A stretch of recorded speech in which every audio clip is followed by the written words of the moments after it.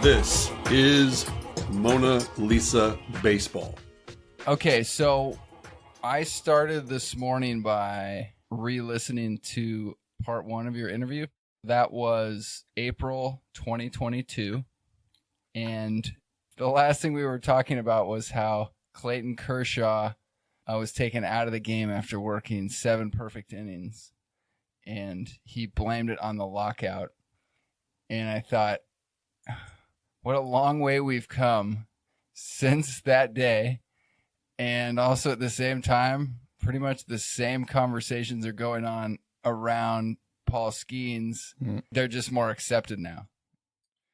It's not like, oh, what a goddamn travesty. He didn't even go for his perfect game. It's kind of like, well, No, he had a good 7. Pittsburgh did a good thing. You know, you wouldn't want to burn out this young kid's arm. And that's where we're at.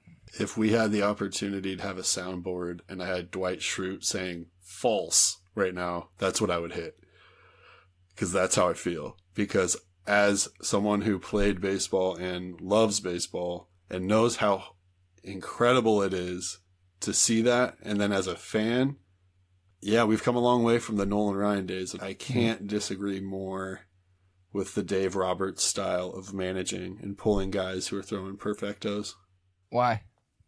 Well, for one, it's called a perfect game in a world that isn't perfect. To have a statistical anomaly like that and be that dominant, even for one day, should be celebrated and not protected like an investment. It should be treated like a sport, not with monetary value. Go back a little bit and pitcher and manager may talk about it. What do you think about the 8th inning? Do you think you got the stuff? Is there a chance to get through 9? And we were getting the vibe that there was no conversation with Clayton. And Clayton wasn't involved in the conversation. It was basically a manager/management decision. It had nothing to do with Kershaw. And we were kind of making the argument, if baseball feels healthy, it's Kershaw's ball. He can go out in the 8th if he wants to or not. And that seems really obvious now, but it also seems so laughable now that that's only more obvious that that's not going to fly. God, I had so many thoughts going on leading into this because of where we started, where we've made it to. And it's completely terrifying because it's like 100 times worse than I ever would have dreamed, but it's also 100 times more accepted. And what I can't figure out is if these things are so obvious to us, why isn't there a movement? Because I don't feel like we're unique baseball people. We're just people that love baseball, and there's some really obvious things that are happening that don't feel right. And while I don't seek out very much noise, I don't hear a peep about anything. Hey, wouldn't that be cool if a rookie Skenes went out and was throwing no-nos? In his 11th start. Yep. So Yeah. I'm not ignorant of the fact that we have finite amounts of throws in our arms. So I appreciate the idea of keeping someone healthy. What I don't appreciate is how this is a person who's played baseball his whole life, and that's such a rad achievement. I'm looking at it from the accolade side of how unique and rare it is to be that dominant in a game. And why doesn't that take precedence anymore? 99 pitches. Is really beyond me. I don't really know how to explain it. We saw it with Lincecum, did we not? He was unreal for quite a few years, and then towards the end there, he definitely didn't have the same stuff. I mean, all pitchers. That happens to everybody. Didn't Charlie Huff pitch for like 100 years and threw like 40 in 1993? It seems like one of the only people that kind of got to skip all that was Nolan Ryan. He seemed to have infinite throws in his arm. But there's definitely a bit of an epidemic being talked about in terms of pitchers getting burned out real early. And they definitely seem more fragile now. Could be that their arms are moving quicker, so the body hasn't really had... They're definitely throwing harder. I think that's fair. Do you think that's a direct link? People that throw harder are more likely to get injured? I don't know. It seems more violent on your arm, right? I mean, it just kind of seems to make sense. And maybe it's not just throwing hard. They're spinning the ball harder. Ooh. I mean, have you seen this guy throw? He's got an arsenal for sure. I mean, I haven't seen a ton. I've seen enough to know he's filthy. Yeah, that's fair. Yeah. But you asked about a movement earlier, and I wanted to follow up on your point. It's something that I found pretty disturbing. Tell me you're feeling something positive in Montana, please. Oh, no. Unfortunately, what it was is that no. when you're talking about people wanting to rise up and protect the health of the game, I really like that. There was an article that I refused to read, but the headline was something along the lines of Paul Skenes' early success is throwing off better lines.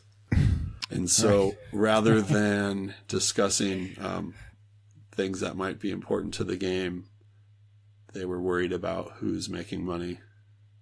I don't know if you guys saw that, but it was pretty cool, pretty neat. Yeah, I was at a farmer's market looking for peaches, and a guy I hadn't seen in a while that was reportedly a baseball fan wanted to talk baseball.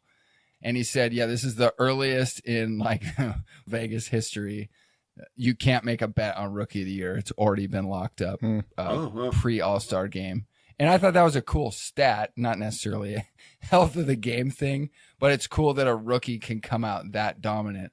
But it is very reminiscent of Strasburg.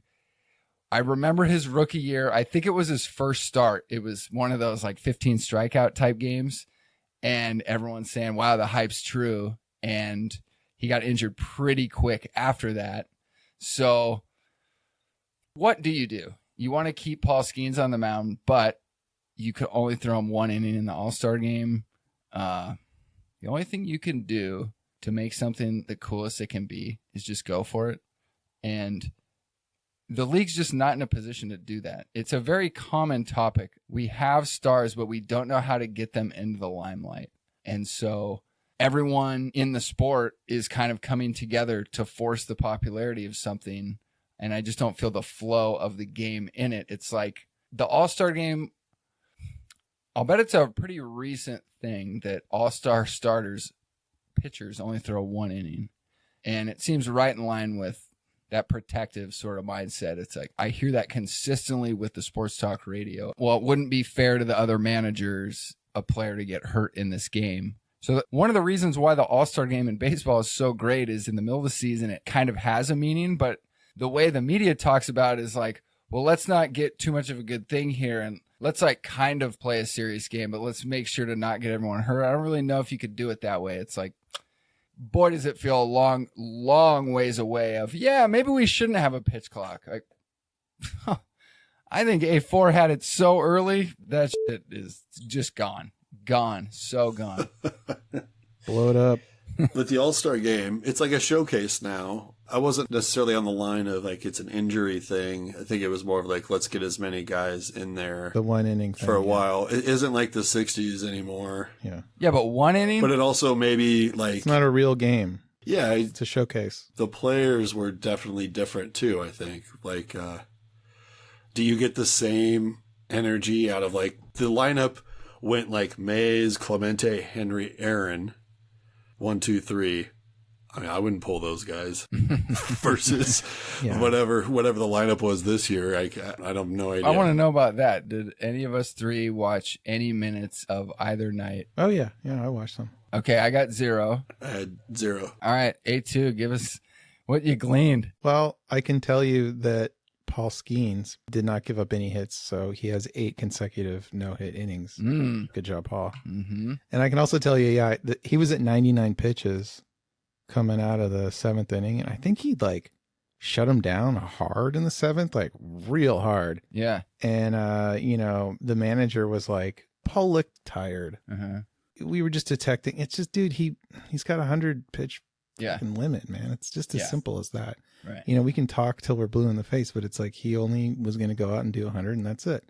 That's all they're doing with him. Period. Now, the analytics department thinks this is the best thing they should ever do. However, a lot of people who want to sell tickets to the games and create a spectacle, obviously they want that. I mean, because if that had happened, it'd be so good for ticket sales and so good for the organization, and you get to celebrate and put up stuff, and everyone's going to be talking about it. Why wouldn't you go for it? right? Well, you have the analytics department saying, well, guess what? If we can win more games, we get more people to come to the playoff games and we sell those tickets at whatever. And they've got all the math to tell you that like we'll actually make more money if we do this. And that's why. Mm-hmm. They got their own algorithm. Okay, keep going on All-Star Game. Well, you don't see a lot of guys like doing diving catches in the All-Star Game. So, why am I going to pay too much attention to it? Also, like, Isn't it funny now? You've got the American League Rookie of the Year, the National League. It's like the leagues don't matter. They all play each other the same amount of times. Who fucking cares? They got the same rules. What's the point? Why do we have these leagues? It's like the emperor has no clothes. Well, I saw the unis, and that was something. Kind of down. If I was going to see anything, I wanted to see the spectacle of, I guess, the day before when the names got announced. And you had told me last year that they brought out the red carpet and whatnot. Yeah, right. And so this year I just caught the tail end of someone saying, it reminded me too much of WWE coming out to these entrances with fireworks and music. And oh, yeah. Did you catch any of the, hey, these guys are stars, check them out? Did you? Well, I was just waiting for them to jump a monster truck over them walking, out of the, the gate. So nice. I was kind of disappointed. Okay, part 2 interview. So, how's the last 2 years, 3 months, or I guess it'd be 2 whole baseball seasons plus a half season. You got 2.5 seasons, and we've had you on the show since then. How's your baseball mojo nowadays? You got taken out of your managing roots. You've moved to a place where there's snow in the spring. Like, how the hell are you surviving out there baseball wise? Baseball wise, I still get my highlights and I check out the games when I can, Giants wise. So you're connected. So I still try to feed the heart meter there. I still have a text stream with the coaches at the high school. Mm-hmm. So I'm following those kiddos, and that's pretty fun. He's got the local team. So just trying to do that. And there is a local team out here, the Pioneer Baseball League, the Range Riders. So every once in a while we can kind of check out that type of baseball, but it's essentially the training grounds for all these new rules, right? We went to a game and we saw them do the tap for more challenging a pitch, and he thought it was a ball. Turns out it was a strike, that sort of thing. Mm. I wish I had better news to report and was in a better mood about it. Well, I got to know if it's not giving you the kicks, like what is keeping you tuned in? I love the game of baseball. Amen. Yeah. My attitude is really poor. I'm embarrassed. I don't want to be part of it. And I can't even watch highlights. I can't even watch the good stuff anymore. I'm so angry. But I hear people like you are still tuning in and watching. And I want to know how it feels for someone like you, say the stolen base thing going on. They force-fed the stolen base requirement, and now the numbers are up. Have you accepted that when you're watching a game? Have you accepted the pitch clock? Have you accepted these new things? Have you accepted that pitchers aren't hitting? Like, where are you with that? Oh, man. I mean, it's force-fed, like, is the best way to put it. Like, they beat me into submission. Yeah. But I consider myself a student of the game. Like, I am so entrenched in the idea that the thing that baseball has over the other major sports in North America is its connection to history. And that by not changing the game as much, that you can kind of use the stats to evaluate each other. And it lasted the test of time. And there's so many great stories of these teams and turmoils. And there's a drama and romance to it that I gravitate towards. But as far as watching highlights and watching home run derbies and things like that, I'm not interested in the direction of the game, but I find myself wanting to watch games and just like watching situations and seeing how different it is now. For me, I think a golden rule in baseball is first and second no out with the heat of the lineup coming up or a good matchup coming up or a guy who's been swinging it. You put a bunt down to move guys into scoring position and take away the force play and set your team up for success. It doesn't always work out that way, but traditional wisdom says, hey, let's do this as a team. And now that's so gone. Oh my God. Even just hearing you say that, it's like, yeah, what team's doing that? No, I don't even know the last time I saw a bunt. Do you guys know that the Japanese All-Star game has a bunting skills contest? Oh, hell yeah. No way. I did not know that. Just thought I'd drop that in there. Yeah, it's a lost art, man. Mm-hmm. When I was playing, one of the things that we talked about and then we translated it to coaching was that, if kids that can bunt don't slump, or people that can bunt don't slump. Like if you're not seeing the ball, put a bunt down and see what happens. And so many things have to go right defensively. Like if you swing at a bad pitch and pop it up, the guy can close his eyes and get lucky Sandlot style and you're out. Bro, if you just square around one time in the whole at bat, they're going to come in a little bit, and that gives you a better chance of getting a hit. Mm-hmm. Yeah. Mm-hmm. And if you do get a bunt down, the guy's got to field it, depending on if he's got to turn his body or not. He's got to make a good throw. The other guy's got to catch it and all that. And all you have to do is run 90 feet and get there. I mean, how's that not exciting? I just don't. Boo. Yeah. Boo, big time. So, yeah, I guess I haven't changed my mentality for the game. They haven't killed you. They haven't beat it out of you. I guess I don't watch as much modern baseball. Like, do you have the package? Do you have MLB package? Yeah. You have it? I do. Okay. So you can watch anything you want? They include the minor leagues now, which is kind of fun. You're a paying customer. Yeah. Right. Couldn't help myself. Had to do it. No, good for you, man. Big separator. It's hard to let something go that you've been passionate about for so long. Yeah. This is what I worried about, that pretty early on was like, if the NL goes DH, I won't be able to watch. And that's exactly what happened. Like, it's such a stinker. One thing that I was realizing recently is I'm very excited there's a guy like Ellie De La Cruz. I'm very, very excited. So I feel horrible for him that he has to play under the stolen base chicken shit rules, where now he can't steal his own number of bases if he plays 20 years and like, oh, he's approaching 1,000 stolen bases. Like, Ricky's not going to respect that. No. Exactly. Yeah. And instead of being excited about him, like, I didn't give a rat's ass about the Mariners, but when I saw Ken Griffey play, that was very exciting. Ellie De La Cruz, I want to turn it off. Mm-hmm. And I'm angry because I want to watch, but my urge to turn it off is greater. Right. Messed up. Yeah. Super messed up. I just keep going back to the well, even though I know it's bad for me. Or maybe it's, I don't know. I don't know how to explain it. I can't not be in the know of it. That shows the power of the sport. I definitely don't follow it like I used to.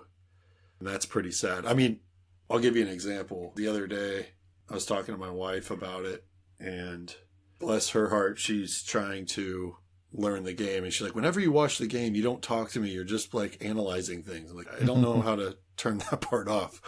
Yeah. So we're talking, and then the next day she goes, do you know who Bo Jackson is? Yes. And I'm like, what? Don't you love questions like that? What did you just say to me? And she's like, yeah, I saw these highlights of a guy named Bo Jackson. And then instead of talking about modern baseball, we talked about Bo Jackson. And she's like, he just ran up the wall. I'm like, yes, I know. The guy was a beast. And so holding on to that part of baseball keeps my heart full, as opposed to, like you said, like, I used to get up in the morning and read a box score of every game. Yeah. I didn't care if it was, I think I skipped class in college when we first got the baseball package. It was like, dude, Royals, White Sox are in the 7th. I'm invested.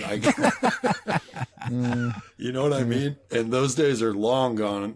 Maybe it's a maturation piece, or maybe it's just, right. I'm over it, but I couldn't tell you any stats from anyone. And I used to be a walking stat book for that kind of stuff. I could tell you who was leading the league in homers, who was leading the league in stolen bases or whatever. And now that is just, it's unfortunate that but you could give me NL West standings, right? I couldn't even give you that, honestly. Oh, what? I mean, obviously the Dodgers are in first. I know that You just know that through osmosis. Yeah. Right. Well, yeah, that's just, I'm not hearing any numbers. I learned that from the betting line. Betting line. Oh, and by the way, I got one more bone to pick real quick on betting line. So the ESPN was on and the ticker was on. We were out eating somewhere. And instead of the ticker, when we were watching the game, it would show the teams that were playing and the time, right? And then the second click would be probable starters. Oh, no. That's not even there anymore. It's who's playing. And then the second tick line is betting line. Oh, God. So ridiculous. You're killing me, man. End of speech. Okay. Let me ask you a question that they asked Pete Rose. Have you ever bet on baseball? I played fantasy baseball back in the day. Does that count? God, I doubt Pete would have got kicked out of the league for fantasy. Well, he probably was managing a shit team, right? Wasn't he betting against his team? I don't know if that's ever come out. A friend of mine sent me a promo for a documentary that's coming out on Pete Rose. And it brought up an interesting point, which was at some point towards the end, he was stating how he's headlining a push to get him into the Hall of Fame.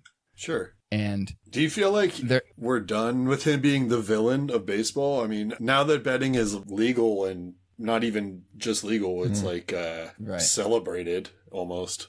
He's got a lot more friends these days. I think Barry's more hated now. Oh, I would agree with that. New big villain, yeah. But there's something not right about campaigning for yourself to be put in the Hall of Fame. I don't think anyone would doubt he should be in it for his baseball stuff, but I remember Bert Blyleven was doing it, and he was making the point of how many wins he had. He was very highly ranked on the career shutouts. And I guess it puts you in the same category. You can't let go of the past, but isn't the point to kind of like play your career and then they decide? Like Pete got in his own way. There wasn't any point where he didn't know that he could get banned from baseball for betting. I mean, right. Really obvious. He got in his own way. Nothing took anything from him. The commissioner basically busted him on it. Right. But making a case for yourself doesn't look good. Yeah, I agree with that 100%. Yeah, a guy making a case for himself to get in the Hall of Fame is just like a dog barking in the night. It's just it doesn't matter. It's just noise. I'm telling you, you should have seen me. You know. How much you want to bet I could throw it over them mountains? Now, did Pete start this campaign after the recent gambling scandals? Because that would be, I'm sure that's just a coincidence. Yeah, I mean, I think he's always been championing this push for many, many years. And he really has probably the best ground to stand on he ever has. Agreed. Well, it's only going to get better. And, like at the top of this thing, man, you're like, oh, I can't deal with this. I can't even watch a game. Well, you're not the audience, dude. You're not the audience. They're looking for somebody past you. Yes. They're really trying to capture this audience that maybe doesn't even exist all the time, except when your team makes the playoffs. Absolutely. And that's what they want. Whatever. I want to let you guys talk. No, I want to let you talk. I feel like we're getting somewhere. Do you guys know anything about Star Wars? Yes. Crack a fucking beer for that. Okay, You guys Star Wars fans? I was in the theater and I had my blanket. I think I was 2 or 3 years old for, I think the second one that came out. I was told that my mom was reprimanded to get this kid under control because I was up on my seat, like shooting the bad guys in the theater. You were into it. I was into it, but I was maybe Empire 3. Strikes Back, one of the best sci-fi movies ever made, yes. In real time, I was a fan. Right. So we had George Lucas do, Star Wars. I'm like a Star Wars nerd. I'm not as hardcore as some people are, okay? But let's get to the point. Disney bought Star Wars. They made a bunch of new shit, and they've been making new shows for a while, and they've been getting progressively worse. And it's caused kind of a commotion amongst people who love Star Wars. All the toys have lost value. Things that used to be worth like $10,000 are almost worthless. It's like baseball cards. Oh, no. Okay. And all the fans are just like, dude, what are you doing? And so, the proof is in the pudding. The most recent show they put out, I think it's like 15% on Rotten Tomatoes. People hate it. Ooh. And it's so obvious to me as a guy who has worked in entertainment, worked in video games, and been in writers' rooms and seen people like, okay, we have this idea for this and that. People are trying to capture audience that spends a lot of money on stupid shit. Okay, like merchandising. You guys have seen Spaceballs. There's a new one coming out. I can't wait for it. Wow. Okay, so No John Candy. we want people who are going to buy the jerseys, buy the plushies, get the bobblehead, all of that stuff, because we can make so much more money off of these obsessive, compulsive type fans, all right? And so we are going to chase that audience because their ticket, their fandom is worth 10 times more than yours, A1. A3, maybe 5 times more than yours, because no matter how much beer we buy when we go to the game, they're going to spend so much more on these collectibles and jerseys. So they're chasing these fans, okay? So in America, on average, there's a lot of exceptions to this rule, but women spend a lot more money than men. They have a lot more control over, like, you know, the way that households spend money. So a lot of people think that, well, we really need to increase our female audience because that's going to give us more revenue. I did not link that with baseball, but that makes sense. So with Star Wars, the most recent show they had, it's like really, really aimed at young girls. And it's got a lot of, you know, it's got some romantic stuff and like a bunch of like really horrible writing and young girls chasing the bad guy. And, you know, all the Star Wars fans like me are just like, yeah, no, we don't really like this. Nothing really makes sense. And all the action is like super lame. But this is an example of an organization like chasing an audience so hard that they just fall on their face. So, and Star Wars has done this. And I think baseball might be on the same track if they don't course correct. So let me ask you this then, A2. As I see where you're going, or at least I think I have the correlation to baseball, and does the new stuff, does it cheapen your experience as a fan? Because that's kind of where I think you're getting with it. And it does. 100%. Like when they why? Why does it change how you love the first trilogy because of this new shit? Because it recontextualizes things and makes characters that were otherwise cool stupid. So like when you change the rules and make stolen bases easier to get, it makes Ricky Henderson less cool because someone else is going to be like, I'm the new record holder, and everyone's going to be like, that's the guy, right? And the same way when they retroactively recontextualize different characters, especially when it's in a negative way, it's like, what are you doing? Like, why do you gotta like fuck with Yoda like that? Like, dude, don't fuck with Yoda. Who fucks with Yoda? That sounds like a bumper sticker. Unwise people.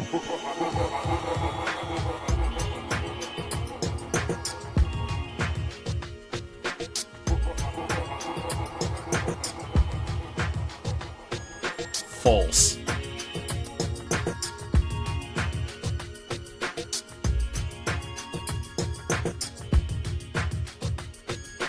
They haven't killed you.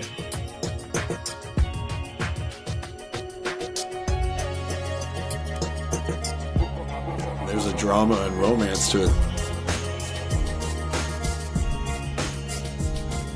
That shows the power of the sport.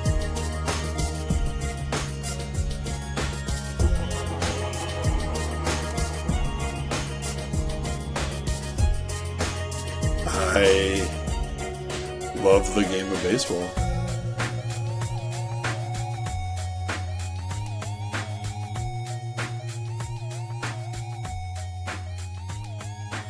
Proof is in the pudding.